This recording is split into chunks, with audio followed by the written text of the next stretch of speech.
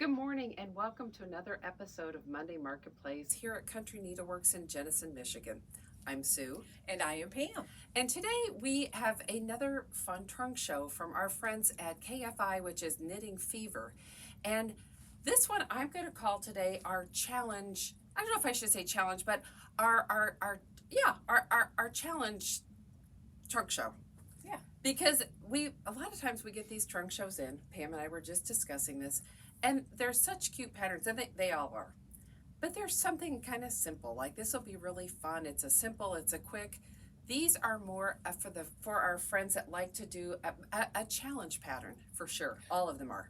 These will be adventure patterns. Adventure, that's a very good Yes. way. A summer adventure pattern for you in beautiful, beautiful yarn.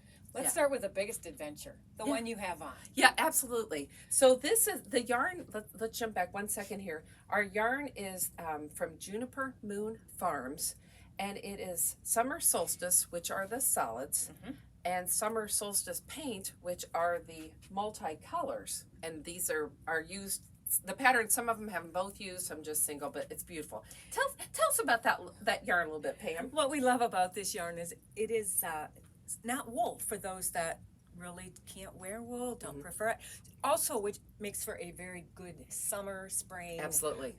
Breathable type of fabric. So it is 48% linen, 24% cotton, 24% viscose, and 4% polyester. So the viscose and polyester is what makes it have a little bit of a shine. Those little man-made fibers in there give it some strength, Right. and some interest as well. And the colors are fantastic. We have many Yeah. colors of them. And if you look closely, you'll see that there's a little bit of a shine or a little bit of a texture difference. Yeah. So it's a very interesting fiber. It is beautiful, and a lot of people say, we want to try some natural fibers, if you will. This is a perfect thing to try. It's beautiful yarn. Okay, and it's also a DK weight. Yes. Throw that in there for you too. Okay, so what I am wearing, this is called Fallow Fields. I'm feeling a real strong 70s vibe with this, because this one we pulled out and we're like, Then we put it on and we're like, okay, kind of fun. It's almost, I feel like I'm wearing a blanket, a fringy blanket, but I do love it. And this one is started with something I have never seen before in a pattern. The cast on is a fringe cast on. You cast on the fringe, make the fringe, and then you go from there. And it's like almost like a sampler. Come on, how cool is this? Yeah. So we think it's really fun. This is what I'm wearing. I think it's beautiful, and it's called the Fallow Fields jacket. Pam, look at this, what Pam's wearing. It's beautiful. This is just a simple little tee. The pattern is called Nicola. Both pieces are worked identically the same. The front is the same as the back. Then you just join it, sew it, pick up a few stitches to put the edging around the sleeve. And it's simple as far as the structure goes. Now, the challenge part of this one is there is the stitches to get the longer length in there. Those stitches you wrap it around 3 times, and then the next time around you let 2 of the wraps go. Drop stitches. Right, you drop those. So that's what gives you the texture. It's not a simple knit and purl, but yet the structure is simple. So if you're up to learning a little bit of a newer stitch, it's great. It is fun. It's something to get your mind going and get you thinking. Right, Yeah, it's yeah. not that boring knit that sometimes we can get trapped with. Exactly. This is a really cute top. This is the Saige top, and this is done actually in one piece. This one's not pieced. Most of these are pieced, but this one's not. You just start at the top. This one uses both the Summer Solstice, which is the solid, and then the Summer Solstice Paints, which is the multicolor. What's interesting about this, okay, look at it. You're like, hey, that's just your simple raglan top-down t-shirt, which we love and love to do. It's got a lot of interesting stitches. It's got seed stitch, not my favorite, but it would be fun to do. Linen stitch, and then a stripe stitch. So it's just beautiful texture, which shows off with this yarn for certain. That's the Saige top. Then next to that, we have a darling crochet bag. Again, this is not a beginner project. You start with making all of your individual motifs, and then you have to join it together. And that's where it gets to be a little bit of a trick to make sure that this fits. It's just a bunch of, they don't give you a specific length. You just have to get it to fit. Okay. And then they just have a piece of something rigid in there to give it shape and form. Yeah. And you can add a fabric lining inside.